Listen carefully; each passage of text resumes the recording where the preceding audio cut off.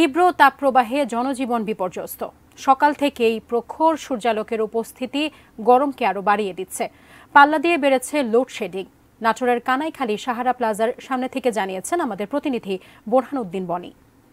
গত কয়েকদিনের তীব্র তাপপ্রবাহে নাটোর জনজীবন ব্যস্ত হয়ে পড়েছে। সকাল থেকে প্রখর সূর্যালোক উপস্থিত এই গরমকে আরো বাড়িয়ে দিচ্ছে। অতিরিক্ত গরমের কারণে কাজ ছাড়া ঘরে বাইরে বের হচ্ছে না কেউ, প্রয়োজন ছাড়া কেউ বাড়ি বাইরে বের হচ্ছে না। কৃষকেরা মাঠে বেশি সময় ধরে কাজ করতে পারছে না।